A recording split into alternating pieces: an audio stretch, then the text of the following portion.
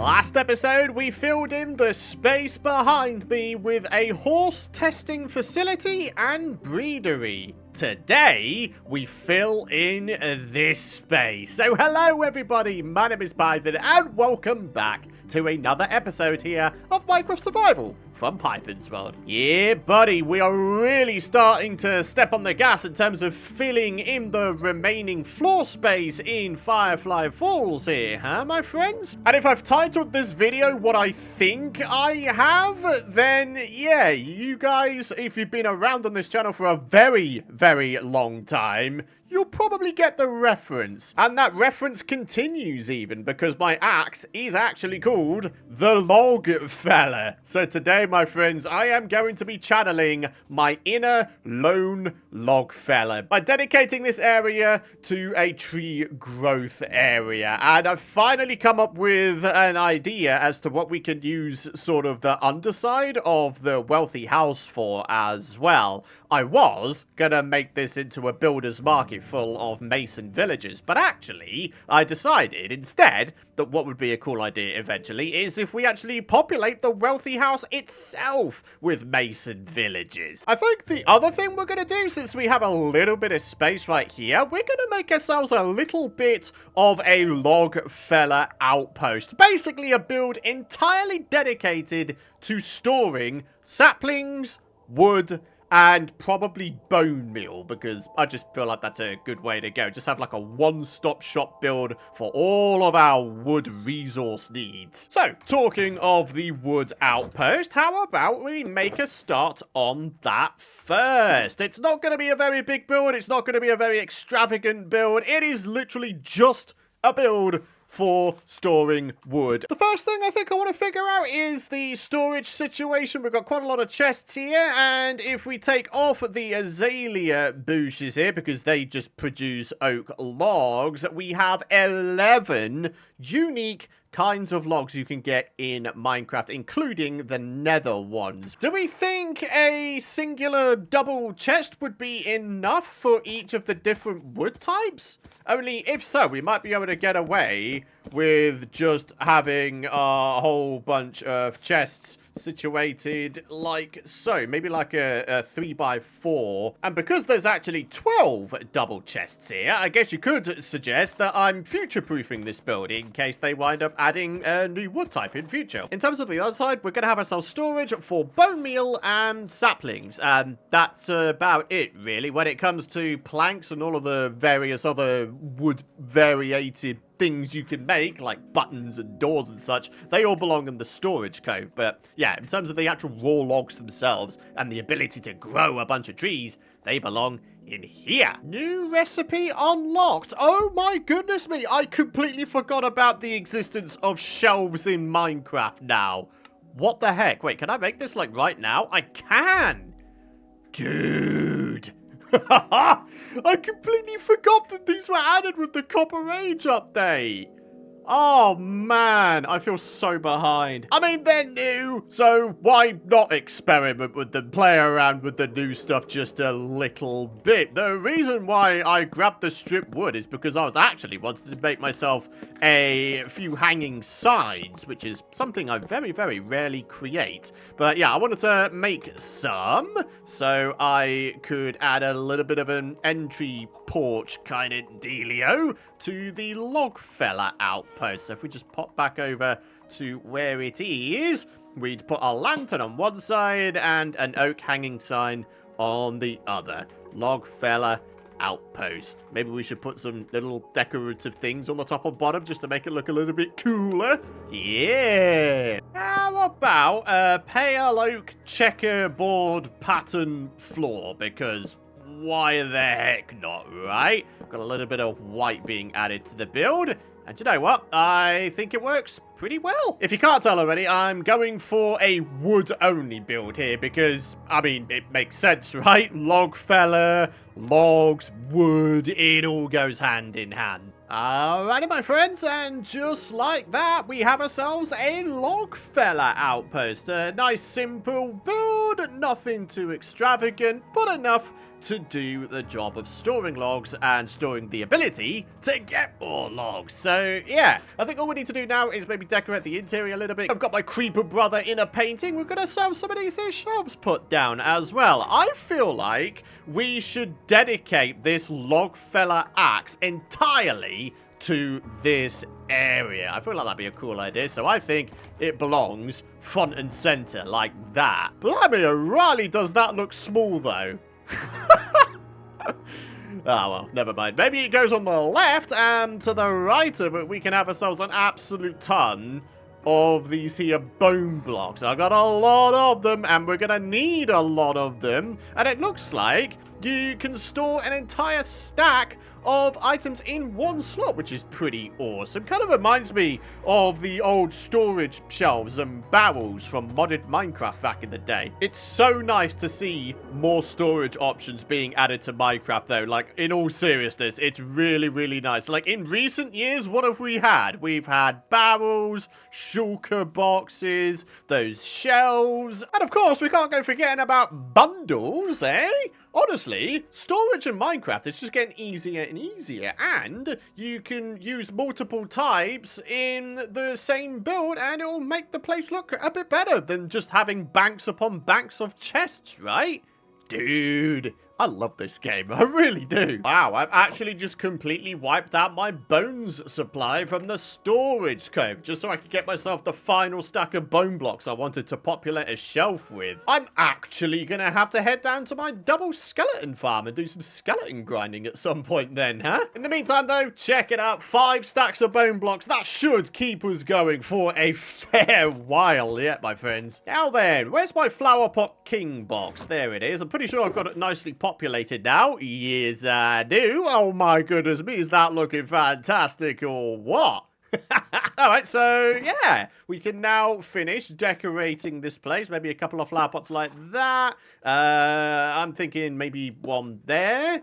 And then maybe one on the outside here, just so it's sort of nice and symmetrical. And there we are. I do believe that this place is just about there. We just need to populate the chests at this point, but we can do that a little bit later in today's episode, because for now, I want to get to work on dedicating this area to tree growing. And honestly, I really do feel like it's going to be as simple as maybe just adding in a little bit of a perimeter hedge wall here or something, or maybe we could use cobblestone walls or stone brick walls. Do you know what? Thinking about it, I think cobble walls / stone walls would be a better way to go, because then we don't run the risk of the leaves we manually place down sort of intertwining with the leaves that result from the trees that we grow, right? So we've got ourselves some nice basic cobble walls added in, some of which being mossy cobble for a little bit of texture variation. Where there's some posts sticking up, that's where we're going to be adding in some rudimentary lampposts, and then there's a few gaps here and there which will act as entrances into the tree growth area. So, as you can see, we've already got a fairly okay amount of space going on here, but I feel like we could probably expand this just a little bit further. If we were to start... Oh, hang on.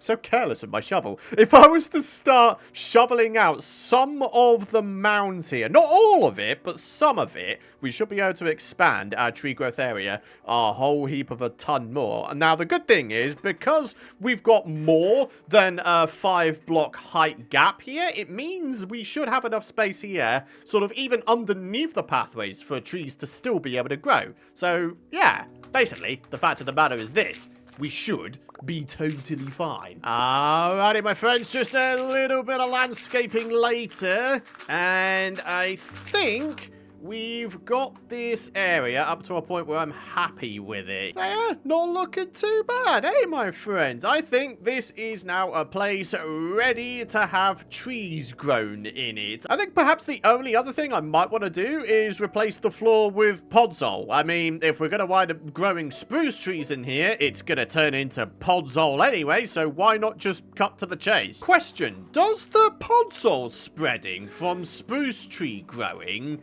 replace coarse dirt? Only if it doesn't, then it might be a nice idea to perhaps spread some coarse dirt in amongst the mix, right? Yeah, that's an even easier way of having a bunch of pods all spread. Just grow the 2x2 spruce trees, right? So do a little bit of that. Oh, yeah, that's pretty good. So there we go. Podzol has now been spread all across the land here. And now all we're going to do, very, very simply, is just add in some coarse dirt splodges. And I'm going to hope that these don't get replaced by Podzol when we wind up inevitably growing spruce trees in here. So there we are. Another little splodge right there. Maybe we do a slightly larger one over here, perhaps? I think the only other thing I might want to try and figure out is some form of hidden lighting in here. Only you might notice we've got ourselves some rudimentary torches in here right now. I feel like we could do just a little bit better than torches, though. Oh, looks like we have an assistant here. Dude, I'm not after grass blocks right now, buddy. If you could go bring me a podzol block or a coarse dirt block, I'd be most appreciative. So there we go. A bunch of coarse dirt has been spread in here as well. Now, what do we want to do for hidden lighting sources? Could we get away, do you reckon, with just adding in some glowstone, like, in the walls here? Would that be enough to light up this area to the point where no mobs spawn in here, do you reckon? I don't know. Does it even have to be hidden lighting is my next question. I've gone ahead and added in some little lantern thingies attached to the walls here. And I think what we need to do now is just sort of bring up our F3 screen and check out the block light levels. Definitely seeing some 2s right there. I'm looking at the client light line, by the way. 4th line down from the top left. We're looking where it says block. So 6 block, 7 block. We need to make sure that none of them are 0. We've got ourselves a couple of 0s here, which means hostile mobs will be able to spawn here. But then again, once this turns on at night, that should provide enough light to this area to the point where no one should be able to spawn in, right?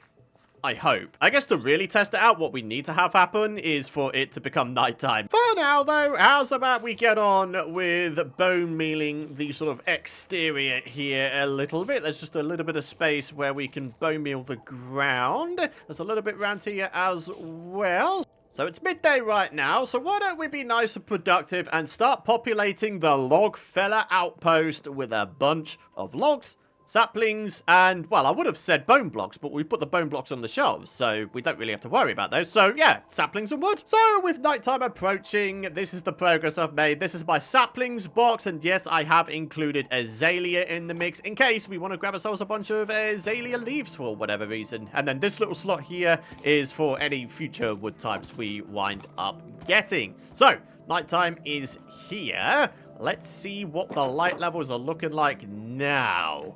It's still looking pretty dark in here, it has to be said. So we've got 3s and 2s and 1s. And no 0s, though. Seems like we might be doing kind of okay. I think this place is spawn-proofed. Oh, no, hang on. I just saw a 0 right here. This block is a 0. Maybe we do still need to have some hidden lighting, huh? I mean, yeah. Something as simple as this, I think that'll do the job. So, just a couple of things left to do before wrapping up today's episode. I need to populate the wood chests here, and I need to dig out the nether section. So, we're gonna need to grab ourselves some crimson and warped nylium. I'm pretty sure you can spread that. If you have even just one bit of either of those nylium, and you bone meal it, it will go ahead and convert a nearby bit of netherrack to nylium, right? But anyways, before we do that, let's go ahead and populate these here wood chests. Ah, blocks of bamboo. I always forget about those. But then again, I think what would be a better idea for obtaining bamboo wood is to simply have an automatic bamboo farm. So, therefore, I don't really think bamboo is going to get a look in terms of, you know, sapling storage or whatever it might be. So, yeah. In terms of the actual wood itself, though, of course it's gonna go in here. I mean, why would it not? And here we are with the final type of wood to populate this area with. Good old oak. I can't believe there's 12 different types of wood in this game. Like, that's just bonkers. When I first started playing this game, way back in November, December of 2010, when the game was still an alpha, there was literally only oak. There was one type of wood at the start of this. And here we are, 14 and a half, nearly 15 years later, and there's now 12 types of wood. Do you know what I've been forgetting this entire time? Regular mushroom trees. I mean, they're not technically counted as wood, but then again, you can grow them in much the same way as all the other types of trees. Place down a regular mushroom and then just bone meal it. Maybe we could grow large mushrooms inside of the nether growing area. Although then again, can't you place down mushrooms on pods irregardless of light level?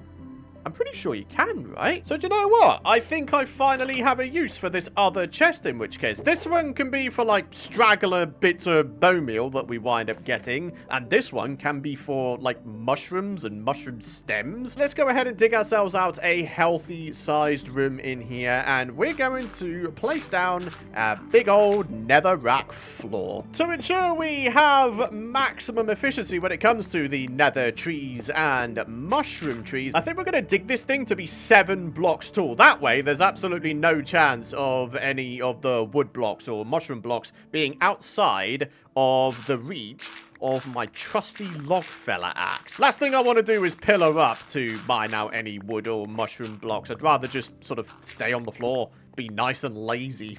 Alright, large room dug out. We've got a little central pathway and we've got ourselves a couple netherrack floor areas. Now all we got to do is start spreading in some of this here nylium. Ah, so you bone meal the netherrack, not the nylium. Bone mealing the nylium will result in some foliage. Alright, very cool. There will, of course, be a good reason to bone meal the nylium, and that is so we can gain access to further mushrooms like this. If we don't have a supply of mushrooms, we won't have a supply of trees. So real quick, let me just try out the regular mushrooms. Are they going to grow in here? Yeah, they are. Fantastic. Do you know what? I've just realized we've got this Silk Touch axe here, which, yeah, it's great and all. We'll be able to grab ourselves some of these here mushroom stems and mushroom blocks. But in terms of gathering a large supply of actual mushroom items themselves, a fortune axe would be a better way to go, no?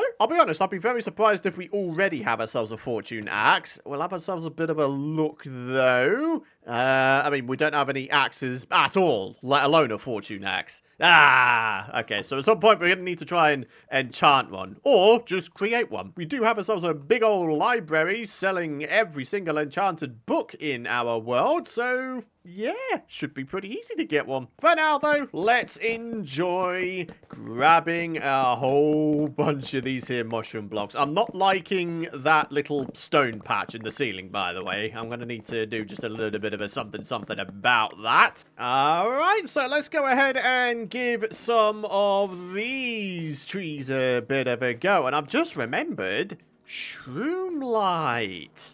Ah, oh wow, that's a bit of a peculiar tree, but oh well. Let's go and grow this one. Once again, a peculiar tree in that it has absolutely no netherwart blocks nor shroom light. Huh. Okay, you do you there, Minecraft. It's nice that we've got ourselves access to shroom lights, though. I was kind of thinking maybe we could use the shroom lights to light this room up, only it is dark, and it's almost certainly dark enough for hostile mobs to be able to spawn in here. Question, can you go ahead and grow the nether trees, like, sort of all in a row like that? Kinda. Actually, that's working quite nicely. I was about to say, maybe that one's a bit of a non-starter, but no, I think we might be okay. That, my friends, is a lot of netherwart blocks. Oh my goodness me, I'm very, very glad I've got my super shears, because these are capable of instant mining these netherwart blocks. Wow, look at that mighty amount of netherwood right there. Alright, so after one full pass, going ahead and growing and chopping the nether trees, I've got the shroomlight spreaded in here a little bit, to the point where hopefully no hostile mobs will wind up spawning in here. And yeah, I've now got a whole bunch of nether-related wood stuffs now, which is cool. Fortune 3, efficiency 4 on a single book. Wow, I'm definitely taking that. We've got another efficiency 4 there, and then we've got unbreaking 3 there. So, what, all we need now is mending. So let's finish off today's episode by creating ourselves the almighty fortune axe. So there we go, a mending book. Right, we should now be able to apply everything. 10 levels to put all of that on there.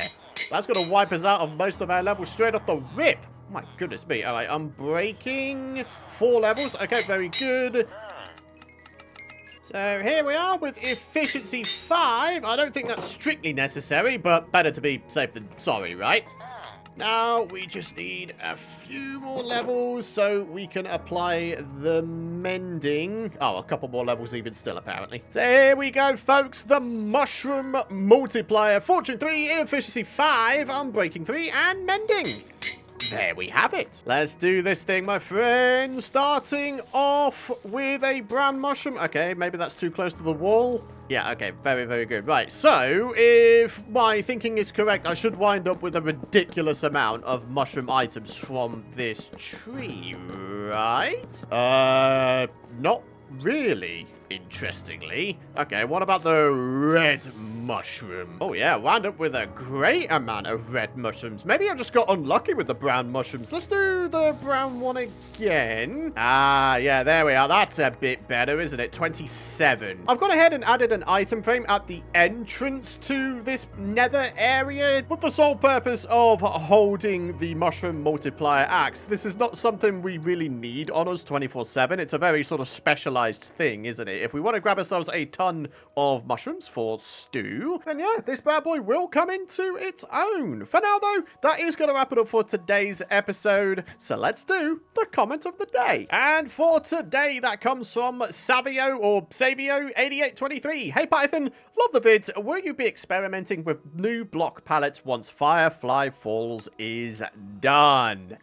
Abso-freaking-lutely. I mean, I've been working on Firefly Falls ever since the very, very start of this entire series. Even I'm started to get a little bit, maybe not bored, but maybe a little bit exhausted with using the same block palettes. I feel like we're at the point in this series now where we have slightly easier access to the slightly more harder to access blocks. Things like quartz and concrete and things like that. Now that we've got instant mine, we can grab concrete like nobody's business. It's super, super easy. Getting quartz is super easy, especially once we get the Builders Guild up and running. We can simply purchase the quartz. With that said, though, I've just noticed something. What the heck is that?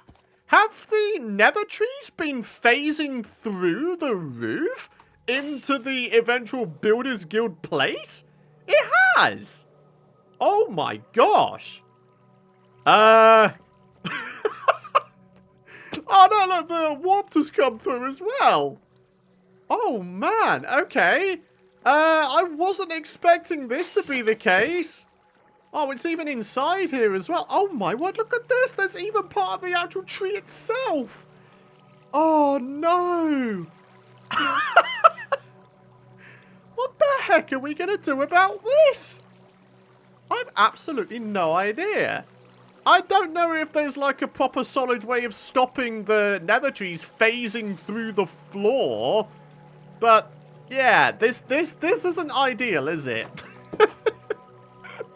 But yeah, going back to the question, the simple answer is yes, absolutely. Once we sort of begin some new build projects, or we move back over to working on the Industrial Island project, absolutely, I will be experimenting with new block palettes. I mean, hey, we've had quite a lot of new blocks and bits and bobs added in the recent few game drops, haven't we? So it would be awesome to finally start experimenting some more with some newer stuff. So hopefully that answers your question for you there, buddy. For now, that is going to wrap it up for today's episode. Thank you so much for watching. If you've enjoyed today's episode and what we've done today, I'd really appreciate it if you consider dropping a like. Hit that subscribe button and don't forget to ding that bell if you don't want to miss out on my future content. For now though, thank you for watching. Have a great rest of your day and I'll see you in the next one. Bye bye.